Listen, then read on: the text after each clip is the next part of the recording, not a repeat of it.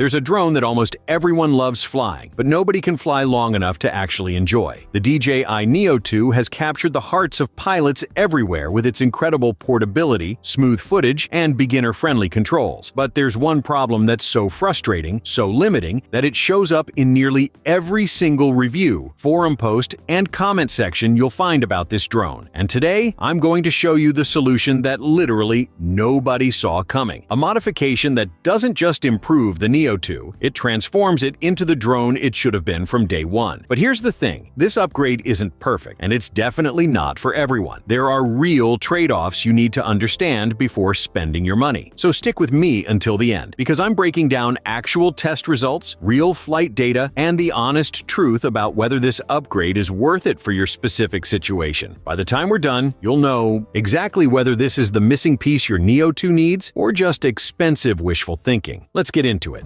The battery problem explained. Let's talk about what makes the DJI Neo2 such a fantastic little machine, and then I'll show you exactly where it falls apart. This drone weighs practically nothing, fits in your pocket, and delivers cinematic footage that punches way above its weight class. The stabilization is incredible, the controls are intuitive, and the form factor makes it genuinely fun to carry around and use spontaneously. On paper, everything looks amazing. DJI advertises up to 19 minutes of flight time, which sounds reasonable for a drone this compact and lightweight. But here's where reality hits you right in the face. That 19-minute number, most pilots report getting somewhere between 13 and 16 minutes of actual flight time in real-world conditions. Maybe you'll get closer to the full 19 minutes if you're flying in. Absolutely perfect weather with zero wind, minimal stick input, and you're basically just letting it hover in one spot. And look, I get it. Some people will say that 13 to 16 minutes is acceptable for a drone this size. But here's what those numbers don't tell you. When you're constantly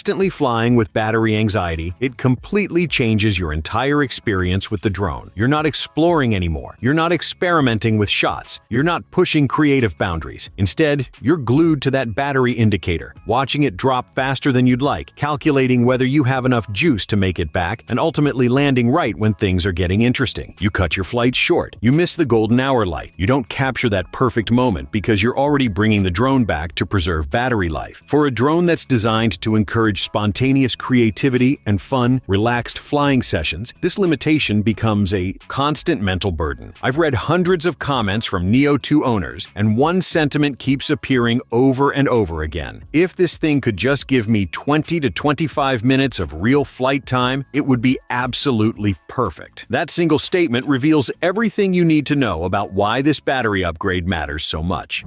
The solution revealed. So here's where things get interesting. A higher capacity battery for the Neo2 has started appearing online, and it's creating serious buzz in the drone community. This isn't coming from DJI through their official channels, and it's not some sketchy knockoff from a random manufacturer with zero credibility. What we're looking at is marketed as an OEM Neo2 battery that's been professionally modified with a significantly larger internal cell. The specs are genuinely impressive. The stock Neo2 battery comes with 1,606 milliamp hours of capacity. This upgraded battery pushes that to 3,300 milliamp hours. That's more than double what you get from the factory. On a drone this small, that's not just a minor upgrade, it's a fundamental change in capability. This battery is currently available through marketplaces like AliExpress and Amazon. And yes, it costs noticeably more than a standard replacement battery. You're also looking at shipping times that can stretch into weeks depending on your location and which seller you choose. This isn't an impulse purchase you make on a Tuesday afternoon and receive by Friday. This is something you need to think about, research, and commit to if battery life is genuinely the bottleneck preventing you from fully enjoying your Neo2. Now, before we go any further, I need to be completely transparent about something. I didn't personally purchase and test this battery myself. The original testing, measurements, and real-world flight data came from Jeremy Lovechild on YouTube. He bought this battery with his own money, waited for it to arrive, put it through proper testing protocols, and shared his findings publicly. Full credit goes to him for doing the legwork that made this video possible. I'm analyzing his data, adding context, and helping you understand whether this upgrade makes sense for your situation. This video isn't sponsored by anyone. I have zero affiliation with the seller, and the only reason I'm including a link in the description is for your convenience if you want to investigate this yourself.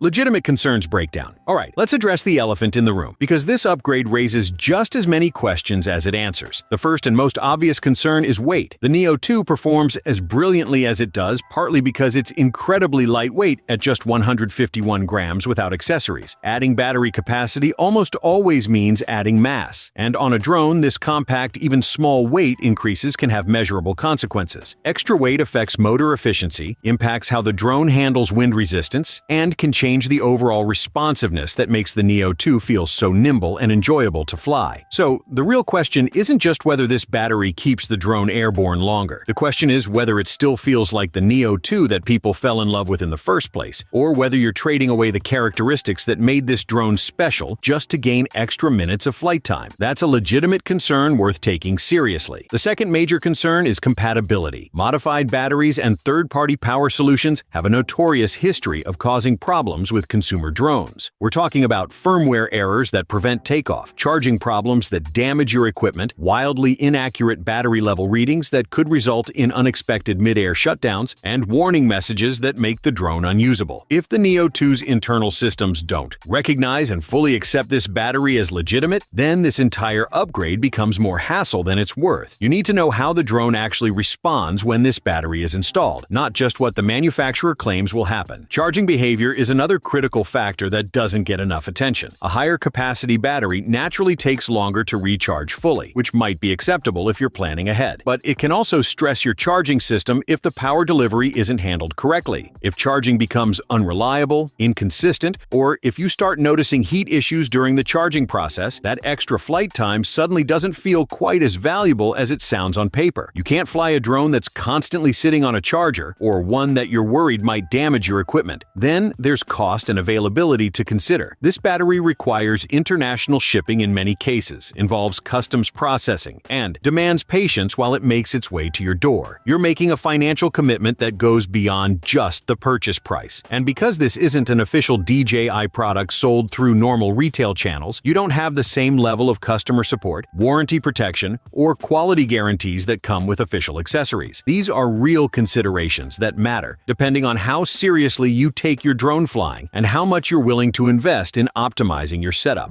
The testing process. Now let's talk about how this battery was actually tested, because the methodology matters just as much as the results themselves. Jeremy used two distinct testing approaches to paint a complete picture of real-world performance. The first was a controlled indoor hover test, and the second was an outdoor flight scenario that accurately reflects how most people actually use their Neo 2 in typical flying conditions. The indoor hover test is beautifully simple but incredibly revealing. With the stock Neo 2 battery installed, the drone was launched indoors and allowed to hover in place without any stick input whatsoever until it automatically forced a landing at approximately 10% remaining battery. This testing approach removes every variable from the equation. There's no wind affecting performance. There's no speed changes consuming extra power. There's no pilot input causing efficiency fluctuations. You're measuring pure hover time in the most controlled environment possible, which gives you a baseline for comparison. The result with the stock battery was approximately 20 minutes of hover time before automatic landing. That number actually exceeds what DJI advertises, which makes sense because hover tests in windless indoor environments represent ideal conditions. This is significantly better than what people experience outdoors, and it validates the testing methodology as reliable and accurate. Then the same exact test was repeated with the high-capacity battery installed, maintaining identical conditions. Same indoor environment, same hover height, same lack of pilot input. This time, the Neo 2 remained airborne for approximately 31 minutes before forcing a landing. That's more than 11 additional minutes in the most controlled scenario possible, which immediately demonstrates that the increased capacity is doing legitimate work. The added weight isn't canceling out the benefit. The battery is genuinely delivering extended flight time. But here's the thing, nobody flies their drone by hovering it indoors until the battery dies. That's useful for testing, but it doesn't reflect actual usage. So the outdoor flight test becomes the data that really matters. For the outdoor scenario, the Neo 2 was flown at consistent consistent speeds across varying altitudes, including flights all the way up to its maximum allowed height. The drone was actively flown with typical stick inputs until it forced a landing at around 10% battery, just like you'd experience during a real photography or videography session. With the stock battery installed, the outdoor flight ended after approximately 14 minutes. Wind conditions definitely played a role here, as they always do in outdoor flying. But this result is extremely familiar to anyone who owns a Neo2. It's right in the range of what people consistently report. This is your baseline for real-world performance.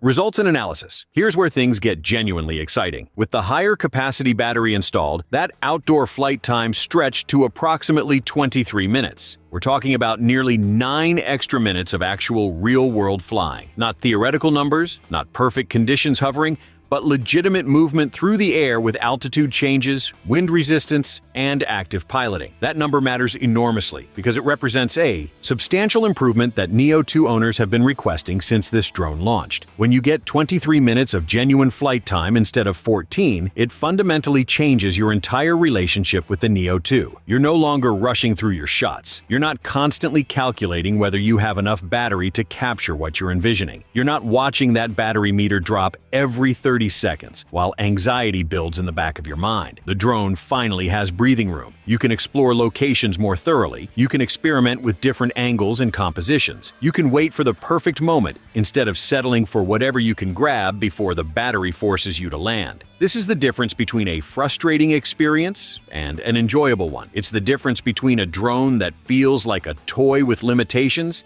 and one that feels like a legitimate creative tool that happens to fit in your pocket. The numbers tell the story clearly. You're getting approximately 64% more flight time in real-world conditions. That's not a marginal improvement. That's transformational for how you use this drone. Now let's address the weight concern with actual data. Yes, this battery is measurably heavier than the stock option. That weight exists, and on a drone this compact, it's not insignificant. But here's what the testing revealed. The efficiency gained from the larger capacity clearly outweighs any performance penalty introduced by the additional mass. The motors are working harder to lift the extra weight, absolutely. But they're being supplied with power for significantly longer, and the math works out decisively in favor of flight time, without making the drone feel compromised in handling or responsiveness. This doesn't mean every concern disappears. The battery still costs more than a standard replacement. It still requires patience for international shipping in many cases. And while it behaves like an OEM battery in testing without throwing errors or causing compatibility issues, it remains a modified product that DJI doesn't officially sell through their normal retail channels. Those factors are real, and they matter depending on your priorities, budget, and how you approach drone ownership.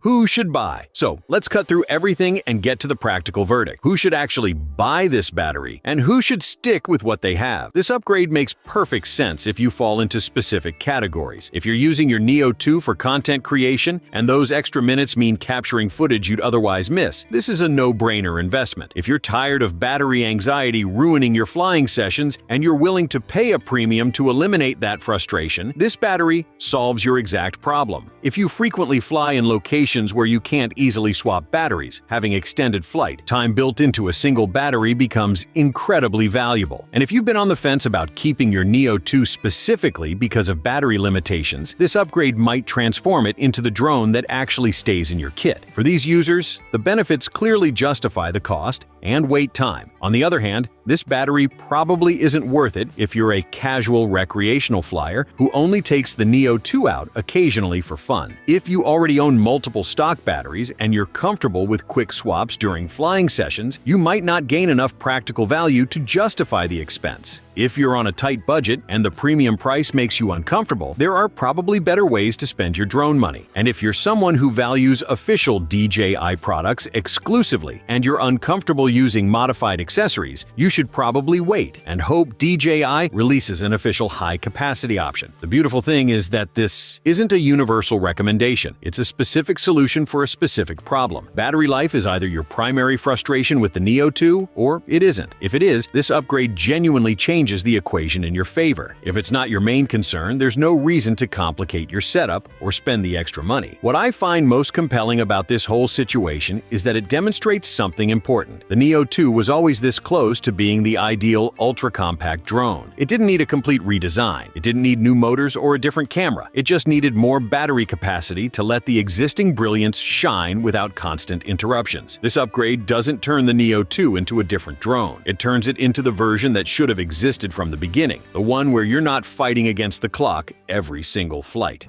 Final thoughts. Before we wrap up, I want to give massive credit again to Jeremy Lovechild for originally purchasing this battery, conducting thorough testing, and sharing his data publicly. Without his work, none of us would have this information. Make sure you check out his channel if you want to see the original testing footage and support someone doing genuine research in the drone community. Now, I know what some of you are thinking. Should I buy this right now? Here's my honest recommendation. If battery life is the single biggest thing preventing you from fully enjoying your Neo 2, and if you're willing to wait for shipping and pay the premium price, then yes, based on the testing data we've examined, this battery delivers exactly what it promises. You're getting nearly 9 extra minutes of real flight time, and that changes everything about how this drone feels to fly. However, if you're hoping this battery will fix other limitations, or if you're not absolutely sure battery life is your primary concern, take some time to think about it. Maybe fly your Neo 2 more over the next few weeks and really assess whether those extra minutes would transform your experience or just slightly improve it. I've dropped the link to this battery in the description purely for your reference. Again, I have zero affiliation with the seller and I'm not earning anything from this. I just want you to have the option to investigate this yourself if it sounds like the right move for your situation. Now, I want to hear from you. If you're flying the Neo 2, drop a comment and tell me what kind of flight times you're actually getting in real-world conditions. And here's the big question. Would an extra 9 minutes genuinely change how you use your drone? Or would it just be nice to have? I read every single comment, and your real-world experiences help other viewers make better decisions. If you found this breakdown valuable and you want more honest, data-driven drone content without the hype and marketing nonsense, hit that subscribe button right now. I'm covering real-world solutions to actual problems drone pilots face, and I promise to always give you the straight facts instead of whatever manufacturers want me to say. Thanks for watching, and I'll see you in the next one. Now go fly that Neo 2, and maybe, just maybe, you'll finally get to fly it long enough to actually enjoy the experience.